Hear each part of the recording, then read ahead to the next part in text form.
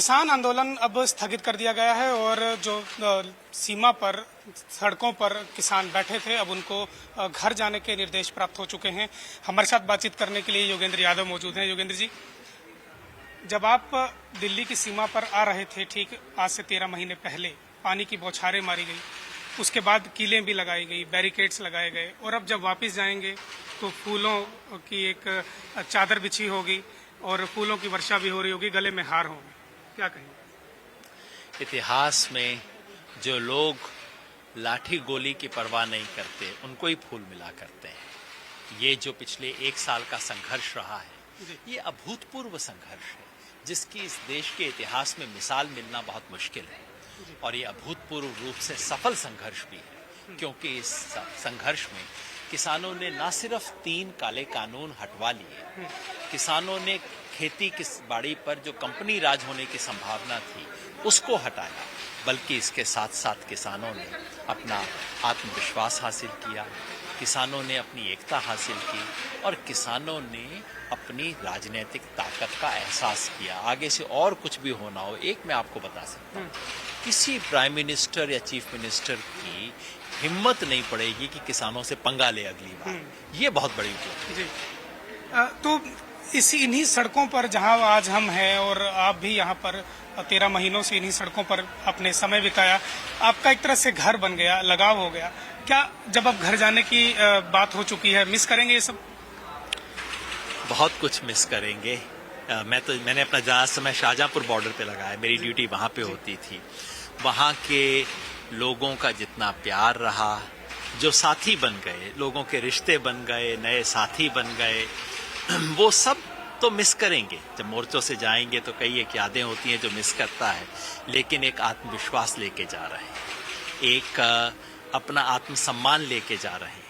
और ये जो यूनिटी बनी है ना, हम खुद दूर दूर हो जाएं, लेकिन ये दिलों की जो नजदीकी बनी है और किसान ने अपने आप को किसान की तरह देखना शुरू किया है, ये खत्म नहीं होगा, ये बना रहेगा, हमारे साथ रहेगा। जब बैठकों का दौर चलता था तो वहां पर हमने देखा कि 11 या 12 दौर की बैठकें जब हुई और इफ यस और नो में बात होती थी। अब सरकार भी नरम पड़ी और किसान भी नरम पड़े। आपने कई मुद्दों पर समझौता भी किया। टेनी वाले मुद्दे पर बड़ा समझौता हुआ। लोग ये भी बार बार सवाल कर रहे हैं कि अजय मिश्रा टेनी की बर्खास्तगी की मांग आपने छोड़ दी और जो वहां पे पीड़ित थे उनके परिवारों को आपने छोड़ दिया। किसी भी बड़े आंदोलन में आप ये नहीं कह सकते कि 100 की 100 बातें पूरी तरह से मानी जाएं। कई चीजें जो छूटती हैं वो ये नहीं कि हमारे दिल के नजदीक नहीं। अजय मिश्रा टेनी का मुद्दा इस देश का कोई किसान नहीं बोल सकता। अभी सुप्रीम कोर्ट में चल रहा है, हमारी अभी भी उससे उम्मीद है और इस सवाल को ना हम भूलने वाले हैं, ना इस सवाल को छोड़ने वाले हैं। और मैं आपको बताऊं, अजय मिश्रा टेनी को मैं तो चाहता हूं बीजेपी पूरे 400 कॉन्स्टिट्यूएंसी के अंदर घुमाए। जितना घुमाएंगे ना उतना बीजेपी के वोट कम होंगे। तो बीजेपी अजय मिश्रा टेनी की बर्खास्तगी को जितना खींचेगी उतना महंगा सौदा होगा। हाँ, हम इस आंदोलन में वो हासिल नहीं कर पाए, लड़ाई जारी रखेंगे। हर एमएसपी पे भी हमें कोई बहुत बड़ी जीत हासिल नहीं हुई है। हम बस यूं समझिए पांव रखने लायक जगह बनी है। ये एश्योरेंस मिल गया है कि आज जितनी खरीद हो रही है कम नहीं होगी, सरकार मुकर भी सकती है उससे। बिल्कुल। 1 साल पहले या हम कहें लंबे समय से एक मांग चली आ रही है कि स्वामीनाथन आयोग की रिपोर्ट को लागू किया जाए। वो मांग कहीं पीछे रह गई। क्या ये मौका था कि स्वामीनाथन आयोग की रिपोर्ट लागू करने पर सरकार पर दबाव बनाया जा सके? एमएसपी के मुद्दे से जुड़ा हुआ है, क्योंकि बेसिक बात यह है कि किसान पे जो मुसीबत आ रही थी वो तो हमने टाल दी, लेकिन किसान को अपनी फसल का सही दाम मिले, इस सवाल पे अभी तो हमारे हाथ में बहुत कुछ है नहीं। जाहिर है ये सवाल एक लंबी लड़ाई का सवाल है। आज हमें क्या मिला है? इस आंदोलन में 2-3 उपलब्धियां मिली है। पहला, एमएसपी शब्द इस देश में सबको समझ आ गया है, पत्रकारों को भी, किसानों को भी। किसानों को यह भी समझ आ गया है कि कोई चीज है जो उन्हें मिलनी चाहिए लेकिन मिल नहीं रही है, ये है। और तीसरा, किसानों ने लड़ना सीख लिया है। देश भर की यूनिटी करके लड़ सकते हैं किसान, ये सीख लिया। ये 3 चीजें बहुत बड़ी हैं। इसके सहारे एमएसपी का लंबा संघर्ष चलाया जाएगा। आज के संघर्ष में वो हासिल नहीं हुआ है, लेकिन मुझे विश्वास है कि किसानों की अगली बड़ी लड़ाई एमएसपी के सवाल पे होगी, जिसका प्लेटफॉर्म इस बार बन गया है। मंडी सिस्टम जो देश में लगभग खत्म होता सा जा रहा है, हरियाणा और पंजाब ही सबसे ज्यादा मंडियों के लिए मजबूत है। बिहार में हमने देखा कि 3500 लगभग आय रह चुकी है महीने की, और पंजाब में करीब 18,000 की आय है। ये डिफरेंस कैसे खत्म होगा? सरकार तो बात करती है 2022 तक आय दोगुनी करने की। किसान सरकार के तो झूठे वादे हैं। ये जो सारा सिस्टम है, लंबा जो मंडी का सिस्टम, कम से कम हमने हरियाणा पंजाब की मंडियों को खत्म होने से तो बचा लिया। ये हो जाता तो हरियाणा पंजाब की भी खत्म हो जाती।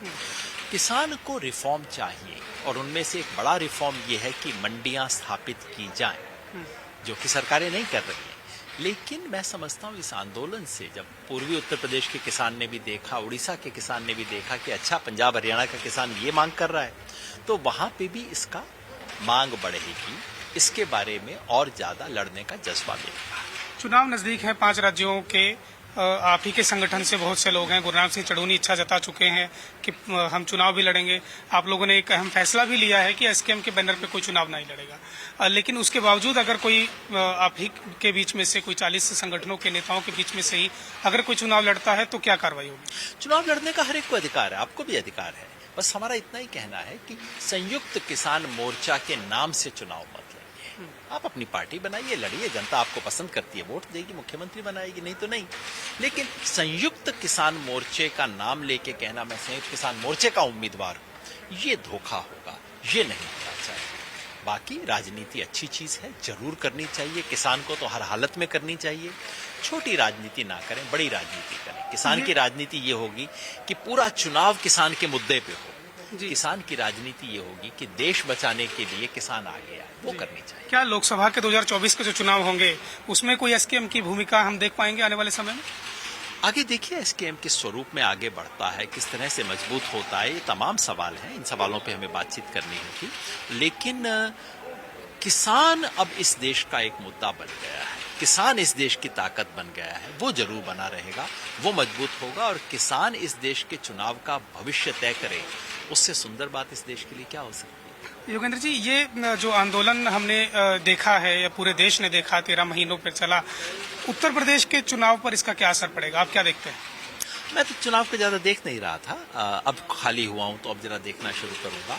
और हमारे लिए चुनाव महत्वपूर्ण नहीं था, हमारे लिए तो महत्वपूर्ण ये था कि आंदोलन जीते, आंदोलन आगे बढ़े। जीता है तो किसानों को अब देखना होगा कि हाँ, उत्तर प्रदेश के किसान को क्या महसूस होता है, जिस किसान के पास मंडी भी नहीं है, जिस किसान को अपनी फसल का दाम नहीं मिलता, जिस किसान को गन्ने का बकाया नहीं मिल रहा, वो किसान क्या आज वहां की सरकार से खुश है, या कि सामने वाली पार्टी मजबूर होकर उसको कुछ बेहतर डील देगी। जो भी असर होता है किसान के लिए फायदे का ही होगा। 26 नवंबर 2020 की अगर हम बात करें, तब से लेकर आज तक क्या योगेंद्र यादव अपने घर एक बार भी गए? नहीं, मैं गया। 26 नवंबर के दिन जब हम आए तो उस दिन तो मेरी गिरफ्तारी हो गई थी वहां गुड़गांव में। उसके बाद 26 जनवरी तक लगभग मैं नहीं गया। बीच में पिताजी गुजर गए, तो तब मैं बस 2 दिन के लिए गया, सिर्फ 1 दिन बैठा मैं उनकी जो बैठते हैं, बस 1 दिन बैठ पाया। उसके बाद उनके अंत्येष्टि के बाद 26 जनवरी के बाद फरवरी के महीने में वो बहुत बीमार हो गया था, तब 12 दिन अस्पताल में लगाए। उसके बाद आना जाना घूमना, तो हाँ, घर वाले जरूर कहते हैं कि तुम तो मुसाफिर हो, तो अब उम्मीद कर रहा हूँ कि जाके एक मलाल भी रहा कि पिताजी के आखिरी समय में उनके साथ नहीं रह पाया। आखिरी समय पहुंच गया था मैं, आखिरी शाम मैंने उनके साथ गुजारी, पर वो भी मैं वहाँ राजस्थान में एक भाषण दे रहा था। वहाँ मेरी बहन का फोन आया, मेरी बहन डॉक्टर है, उसने कहा अब तो जो कुछ कर रहा है छोड़ के आ जा। तबीयत तो उनकी खराब थी ही, तो आखिरी कुछ घंटे में उनके साथ रह पाया। उन्होंने कंधे पे हाथ रखा, बस इसका है। सुबह सुबह बस वो गुजर गए। अंत्येष्टि के बाद 1 दिन तब ठहरा और अगले दिन बस बैठा, इससे फालतू नहीं। आप घर जाएंगे तो सबसे पहले क्या करें? 2 दिन सब कुछ फोन बंद करके किताब पढ़ूंगा, तसल्ली से बैठूंगा, शांति करूंगा कुछ। एक आखिरी सवाल योगेंद्र जी, किसान आंदोलन को ही जिस तरह से पूरे देश ने फॉलो भी किया, देखा बहुत से लोग ऐसे भी हैं जो सरकार से लड़ाई उस तरह से लड़ नहीं पा रहे हैं। मैं बात करूंगा जिस तरह से एनआरसी के कानून को लेकर भी चल रहा था, सीएए को लेकर के चल रहा है, और फारूक अब्दुल्ला ने भी ये बात बोली कि 370 अगर हटवाना है तो किसानों के जैसा त्याग करना पड़ेगा, उनके जैसा आंदोलन करना पड़ेगा। जिस चीज़ का हवाला दिया जाता था बार बार कि अगर किसानों की मांगें मान ली जाती हैं, उनका आंदोलन से अगर सरकार बैकफुट पर आती है तो आने वाले समय में इस तरह के और बड़े आंदोलन होंगे। आपको खाली एनआरसी और सीए क्यों दिख रहा है और 370 क्यों दिख रहा है? लेबर कोड भी है। इस देश के मजदूरों के साथ इतना बड़ा ज्यादती की जा रही है। इस देश की शिक्षा में क्या हो रहा है, इस देश की हेल्थ में क्या हो रहा है? अगर किसान आंदोलन से बाकियों को प्रेरणा मिलती है और लगता है कि हम भी सच्चाई के लिए लड़ सकते हैं, स्वागत है, बहुत अच्छी बात है। याद रखिए, लोकतंत्र में आंदोलन बाधा नहीं है। लोकतंत्र का प्राण है आंदोलन। राम मनोहर लोहिया कहते थे, जब सड़कें सूनी हो जाएंगी तो संसद आवारा हो जाएगी। इस देश की संसद आवारा ना हो जाए, इसलिए सड़कों को हमें आबाद रखना पड़ेगा। वो मजदूर होंगे, आदिवासी होंगे, 370 के पीड़ित भी होंगे, सीए वाले भी होंगे, सब आए। लोकतंत्र है, स्वागत है, होना चाहिए। लोकतंत्र में जनता को देख के डरिए मत। लोकतंत्र जनता की संसद आवारा ना हो इसीलिए स्थगित किया गया। इसलिए अभी दबाव डाल के हम पीछे हटे हैं। मोर्चे उठा लिए गए हैं, लेकिन चौकीदारी और निगरानी करेंगे, क्योंकि जिस दिन संसद की चौकीदारी बंद हो जाएगी ना, दिक्कत हो जाएगी डेमोक्रेसी। बहुत बहुत शुक्रिया। तो ये थे योगेंद्र यादव। आपने सुना कि किस प्रकार से वो अपनी बातों को रख रहे थे और साफ तौर पर उनका ये कहना है कि संसद को आवारा नहीं होने देंगे और देश में प्रदर्शन और धरने आंदोलन करने का सभी को अधिकार है। मुद्दे बहुत हैं, अगर लोग चाहें तो अपनी मांगों को लेकर के इस तरह का शांतिपूर्ण आंदोलन किया जाए तो बड़ी से बड़ी, कठोर से कठोर सरकार को भी झुकाया जा सकता है। साथ ही उन्होंने ये संकेत भी दिए हैं कि 2024 के आने वाले चुनाव में किसान कुछ न कुछ फैसला जरूर ले सकते हैं। संभव है एसकेएम चुनाव लड़े, हो सकता है ना भी लड़े। कैमरा पर्सन सहयोगी वीरेंद्र के साथ मैं सुधीर पांडे, पंजाब केसरी टीवी। हमसे जुड़े रहने के लिए हमारे YouTube चैनल को सब्सक्राइब करें और नई वीडियो की नोटिफिकेशन के लिए बेल आइकॉन को दबाएं। अगर आप ये वीडियो Facebook पर देख रहे हैं तो लाइक जरूर करें और ज्यादा से ज्यादा शेयर करें। धन्यवाद।